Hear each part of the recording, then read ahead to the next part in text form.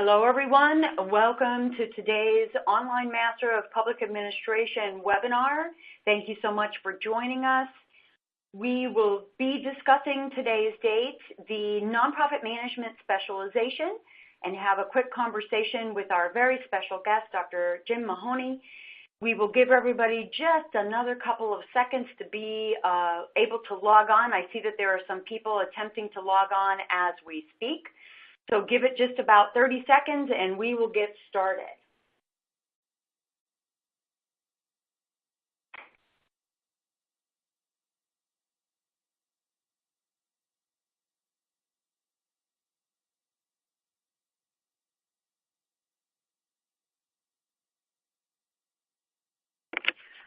All right, everyone. Welcome once again. Thank you so much for taking time out of your, no doubt, very busy days today.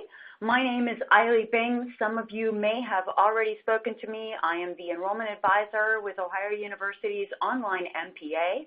Today we will be discussing, as I mentioned before, the nonprofit management specialization and having a quick conversation with our very special guest, Dr. Mahoney, who is our executive in residence. More about him in just a minute or so that you have an idea of what we're going to be doing today. Here you'll see today's agenda.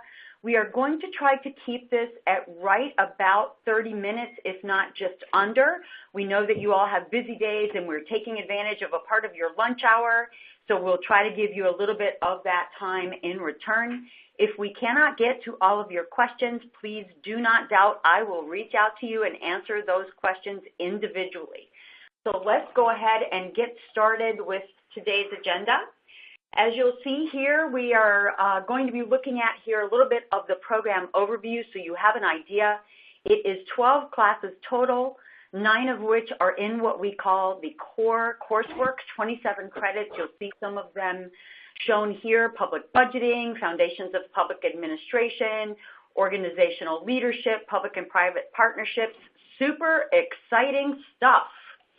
And then you'll also see in the next slide the 2 different concentrations that we have currently: public leadership and management concentration for 9 credit hours, 3 classes, and then today's conversation around the nonprofit management concentration, also 9 credit hours, and those are going to be nonprofit financial management and resource development, super crucial to nonprofit managers, the nonprofit leadership and governance class, and then the really terrific, I hear such great things about this course and how it's helping nonprofit managers, the strategic communications and outreach class.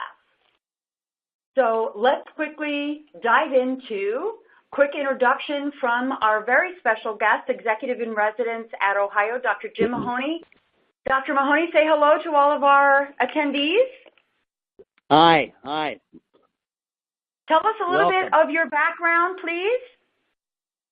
Other than the fact that I'm old, let me give you very, very quickly. After serving as an Army officer, I was a school teacher, elementary, secondary principal. I was the school superintendent for 15 years, and all of that prepared me for the best job I ever had, which was at Battelle for Kids, which was a not-for-profit organization that really was devoted to improving school student performance. And we had the pleasure of working with school systems in many different states in doing that. So my most recent experience over the last 15 years was with a non-for-profit organization. Very good. And you currently serve as the executive in residence at Voinovich, is that correct? I am. And so I teach classes around this on campus and then still work with a variety of not-for-profits and school systems in my role as executive in residence. So while I'm not directly responsible, I still get to help in a variety of ways. Thank you so much. So ladies and gentlemen, as you've probably heard me say if you've spoken to me, but it certainly bears repeating, this is an exact example of one of the things that we say sets us apart at Ohio University, because you are going to be learning from individuals who have that real world experience. who have not spent, although there's nothing wrong with that, their entire careers in academia. Now you've got someone here, as very clearly displayed on the slide that you're seeing, with really fantastic experience and background that he brings to the classes that he is teaching, and also to all of the other professors that he has relationships with. So that really helps the program in general as well. So let's talk about, Dr. Mahoney, what really makes a good nonprofit manager. I have worked in nonprofit before as a program director for a number of years prior to the recession. So it really takes a very specific skill set, as well as having some things that are sort of outside the norm. So real good sales ability, for example. Dr. Mahoney, I feel like you would agree with that. So tell us a little bit about what you feel a good nonprofit manager might have.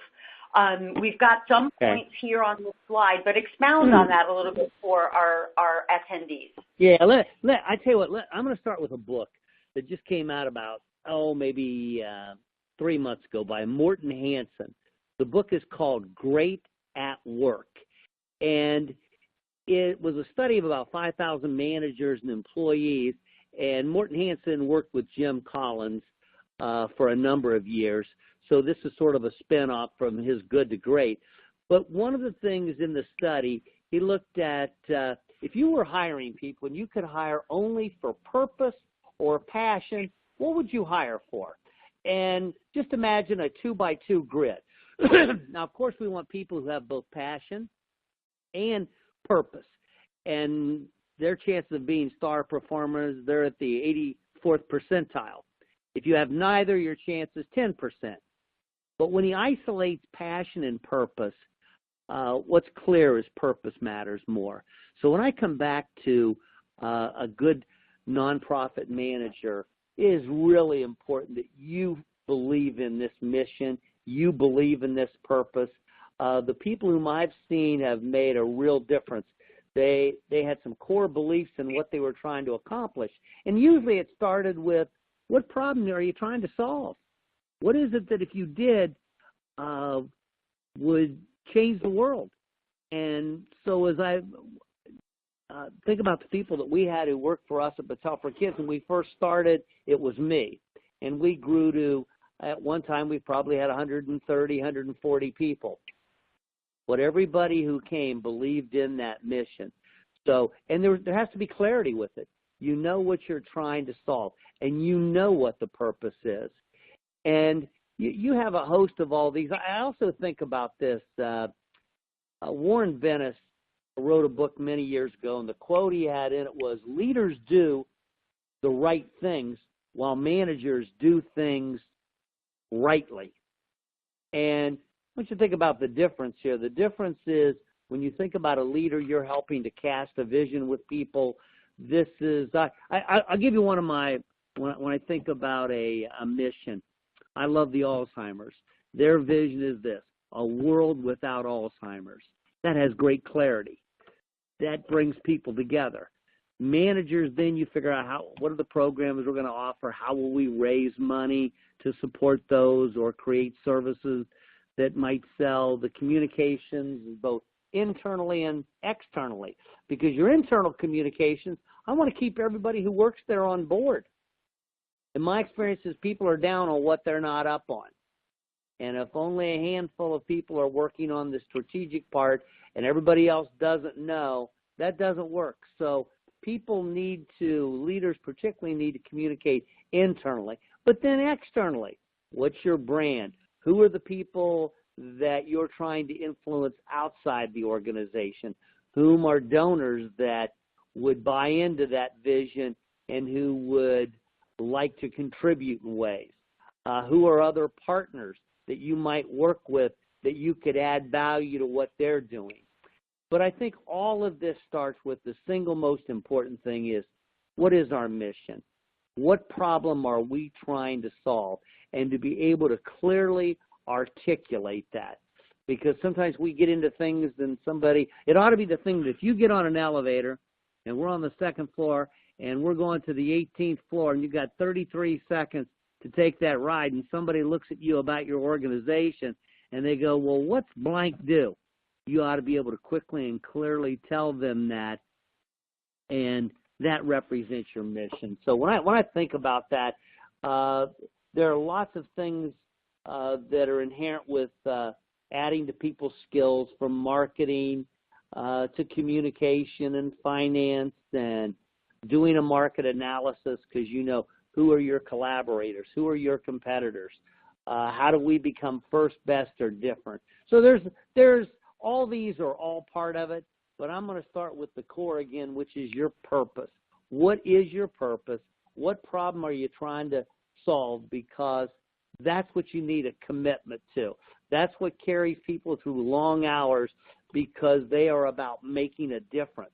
And it's why I've seen this whole field become proliferated with so many more, because people want to make a difference. And social entrepreneurism, because that's not the you can also do that and raise revenue through good work. These are not at odds.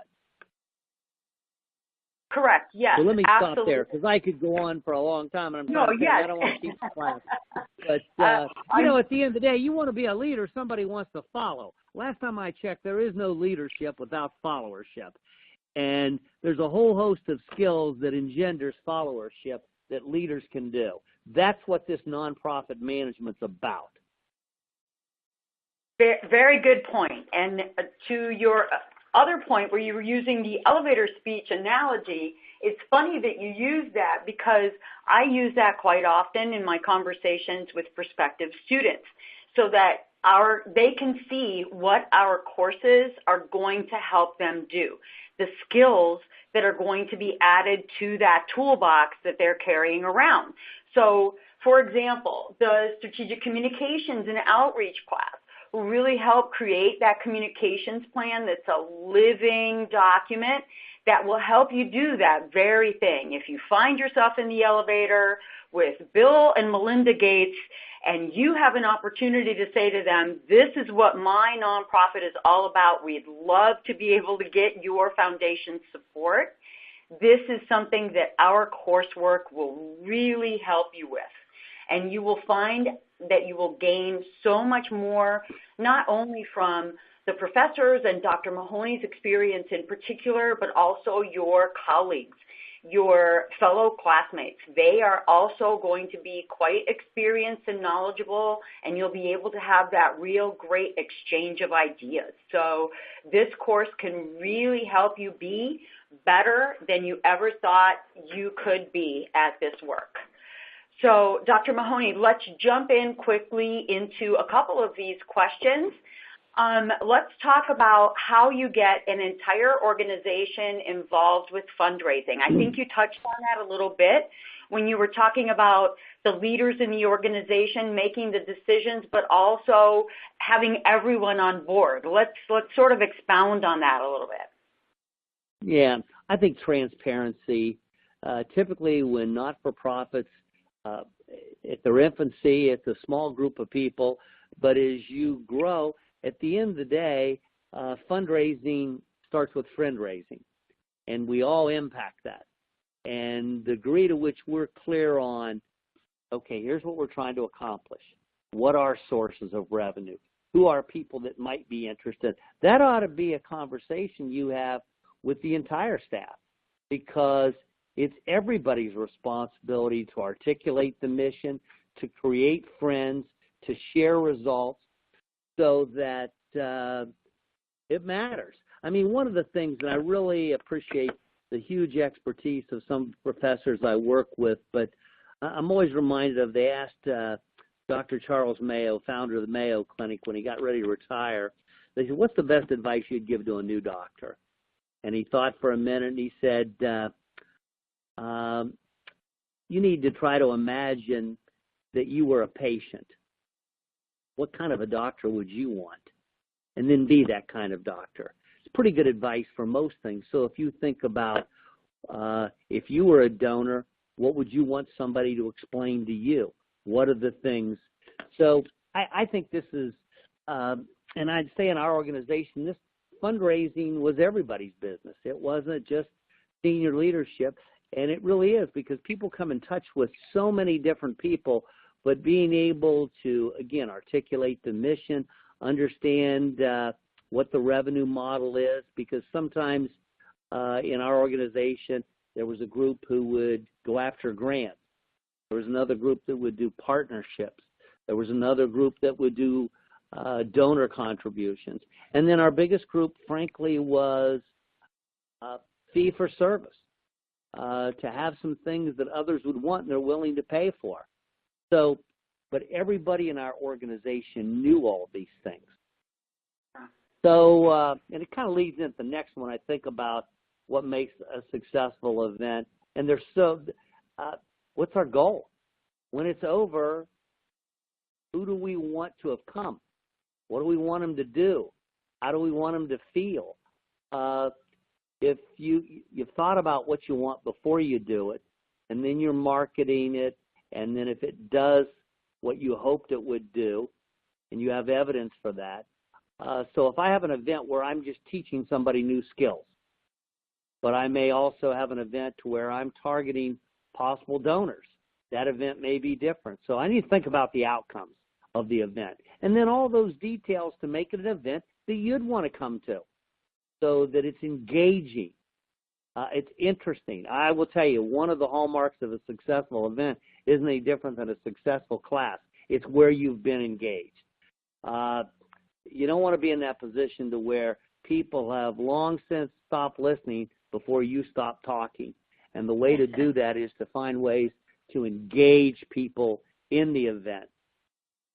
And, I've talked a little bit about the funding streams, but depending on what your mission is, the funding streams could be different, but all of them represent an opportunity.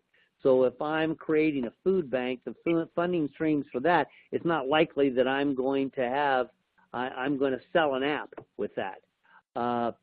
So the funding streams could be in-kind services. It may be direct donations for people who want to do that. So I think there's a fundraising plan for any kind of organization, but you need to go with what's consistent with the mission and the audiences that you'll attract. It's sort of like I'm an old basketball coach, and part of what I did was each year I would take the talent that I had and we'd structure our offense around the talent.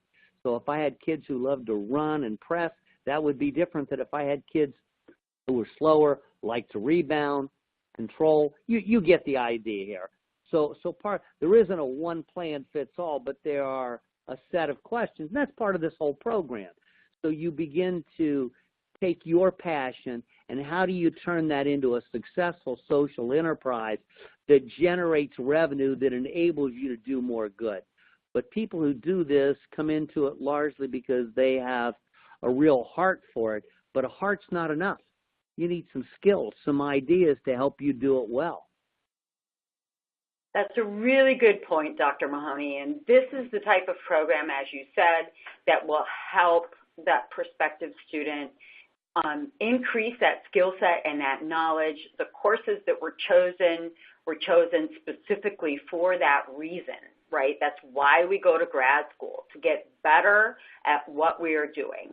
And then when we are mission-driven individuals, as most people are in nonprofit, that's what we're looking for from our graduate program and the professors that are going to be helping us learn. So thank you so much for that point. I think the last thing I want to point out on this is much like your financial guru might say to you for your own 401k or retirement plan, diversify, diversify, diversify is probably a really good motto to keep in mind when you're talking about fundraising, right?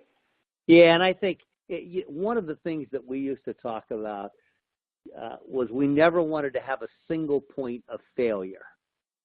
When we first began, we worked with one organization and worked very, very well. But if that organization, our revenue was dependent upon our relationship with them and what we sold, and we didn't want to have a single point of failure. And that's true for revenues.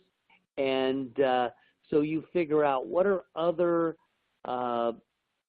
pieces you could do that are still consistent with your mission that create a different stream of revenue generation. Because people want to help with things that are worthy of helping. And there are lots of great models out there and ideas to look at. So that's the purpose in taking classes, so that you're not always starting with a scratch of paper. You can learn from things that you read, people who have experience, people who have written about these topics that give you starting points so you can add your own ideas. That's what this program does. It gets you headed in the right direction, but it'll never take away from your own creativity, your own relationships that you build with people to create models that work for you. That's a fantastic way to put that. And so a perfect segue to what the specialization can help you do. So understanding the tradition of philanthropy and fundraising, examining, of course, those practical and moral and legal issues involved, and understanding the value of fundraising, how to apply those techniques, all of that you've just referred to, and in a way that is very actively involved. You're going to be proactive in what you're learning and engaged with your professors and with your fellow classmates. And when I speak to people who are already in the program or who have just finished or are in their last semester, they say to me, Eiley, I didn't believe that it was going to be this engaging when I first started. I thought I was going to feel like I was on my own out in the ether and trying to figure it out by myself, and that's what scared me. And you were right when you said it was going to be engaging, and I was going to have an opportunity to learn the things that I really needed to learn to be successful in my career. And it's because it means so much to you all being mission-driven that we focused on the set of classes, the specific coursework in the specialization, but also the professors, much like Dr. Mahoney, and what they also bring to the table. So let's quickly jump over to some nonprofit and NGO job examples. For those of you who may not be in nonprofit just yet and are transitioning into nonprofit, you'll be able to take a look at some of these, do a little research. LinkedIn job searches are always great. Indeed, Glassdoor, get an idea of what those job requirements and the job descriptions say and see if that's something that matches up with who you are. And also scroll down to what the requirements are for the education. And I would hazard a guess and say probably 95% of these positions are going to ask for an MPA or a graduate degree of some type. So keep that in mind as you're making your decision about our MPA program. So why would you choose Ohio? Now, here's a really good point about what I was saying before about the real-world experience, such as Dr. Mahoney's, and coming now and teaching you all as students. It's one of the reasons why you should choose Ohio. Another is that we do not require the GRE or the GMAT, and you can get this program completed in 2 years, which is a really viable time frame for your career, but also for your personal life, because of the way we've set this up to be 100% online, making forward progress 2 classes every semester, but taking those classes one at a time. So you're concentrating on that one class for 7 weeks of the semester and really retaining all of the knowledge. That's why you go to grad school, to get better.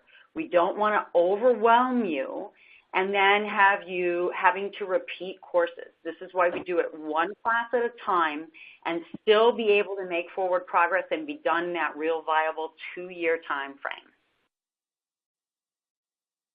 Another thing that I want to point out is that what we were referring to before, that accessible and really engaging student experience. Don't worry about a campus residency. Don't worry about having to be logged on at a specific time of day or specific day of the week or specific number of hours a week. That is not what we are about. We are about being deadline-driven and asynchronous. Make sure that your homework assignments are turned in before they are due. The minute before or the day before, that is not quite as relevant. What is relevant is that they are turned in prior to their given deadline date and time. You also will not need to worry about a capstone or any experiential learning. You are, most of you, in the field already and therefore experiencing that experiential learning right now. We have a very strong support system available for you throughout the entire degree process.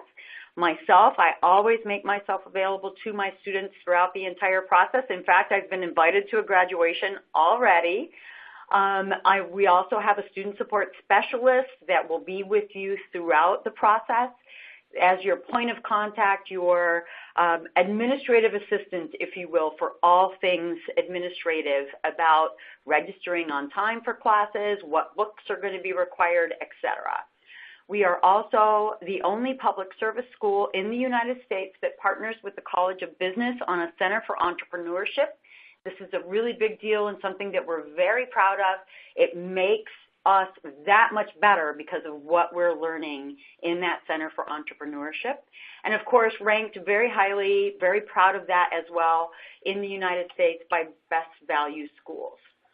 So let's see if there are any questions. You'll see the Q&A section there. If you would like to start asking those questions, we're happy to answer them. By the way, if we do not get to them all, as I mentioned at the top of the half hour, I will be reaching out to you individually. So keep adding those questions, and I promise you, you will hear from me about answers to those. So let's see. Here we go. Good question. Oh, okay. So time frames to submit applications. So let me just jump over to the next slide. That's a really good question, especially at this time of the semester. So best practice, so that you are aware, is to submit prior to Thanksgiving. You're going to see the link here, but you're also going to receive it in documentation you'll get from me. The deadline is actually November the 30th, but because of the holidays, keep that in mind. Everybody loses about a week over Thanksgiving week. We also are closed between Christmas and New Year's at the end of December. So certainly keep that in mind as you're submitting your application. It's really important to not be the person that is calling your recommender over Thanksgiving break and saying, hey, why haven't you submitted my recommendation letter? So if you're able to get it submitted prior to, please go ahead and get it submitted prior to. Oh, very good. Here's another good question, and I'm going to ask you, Dr. Mahoney, to weigh in on this. They're asking about the time commitment week to week. Generally, I tell students that it's somewhere in the neighborhood of 10 to 12 hours a week, maybe 12 to 15 if it's a course that's not quite in their wheelhouse. How do you feel about that time commitment? Do you feel that that's fair to say? Yeah, that's probably an average. There'd be some weeks where I'm sure to be less than others, and you know, it depends upon the projects that you're getting in. But it's not something that you can't do. And I found that the same way I do that, particularly with people that I have that are doing other things, that we'll figure out how to make it work. Because what's important is that you get those opportunities, and you're cognizant of people's lives too. Very good point. So that brings me to another question. They're talking about that work-life balance, right? And so how are we going to do work-life student balance? So this is a really, really good question. So what I generally tell my students, and Dr. Mahoney, jump in whenever you like, what I generally tell my students is this. Generally speaking, people frown on the word compartmentalization. But I can tell you from experience, military family, I was an Air Force brat. My brother is also a military veteran, paramedic firefighter, and I have been a single parent, and I completed my degree online while a single parent with small kids still at home. Compartmentalization is your friend. And even in a case such as this where you are deadline driven and asynchronous and not required to be logged on at a specific time, we are not going to say to you all, okay, you need to be logged on for your professor's live lecture on Wednesday at 10 a.m. We understand you all are at work at that time, so we're going to make that lecture available to you via an on-demand recording. So then you're going to be able to manage your life, again, with the compartmentalization whenever it works for you. The key is to keep in mind the deadlines of when homework assignments are due. Anything you want to add to that? No, well, I think the other part is this is, look, everybody wants a harvest, but nobody wants to do the plowing. There is plowing to it. And I think about when I was working on a PhD and I'm a school superintendent and I have small kids at home, and you figure out what I wouldn't want to do is mislead somebody, because things that don't require some struggle usually aren't worth having. But you do have some flexibility, and part of this becomes your own self-discipline. And I think why people really have gravitated to online is you can now fill in these gaps when it's the best time to do it. If I have to take a class from 6 o'clock to 7 o'clock, then sometimes that doesn't work. But sometimes after the kids are in bed, this is the time that I can really work on this. And it depends on whether you're a lark or an owl. But at the end, you have your own self-discipline to contend with. And I think your point about compartmentalizing, that old adage about if you want something done, ask a busy person is true. Of course, you're all busy. But at the end of the day, you see the value of this, and you think, this is going to help me to get to where I want to be. So there is some sacrifice. Thank you so much. That is a really terrific place to end our webcast today, ladies and gentlemen. Thank you so much for your time. We kept it to 32 minutes, just 2 minutes over what I had expected, so thank you. We appreciate your attendance. You will also, once you've registered, get this in a recording so you can take a look at it at your leisure later on. Thank you, everyone, for your attendance. Dr. Mahoney, thank you so much for your time and your insight. It's very, very valuable to our prospective students. Enjoy the rest of your day, everyone. Thank you.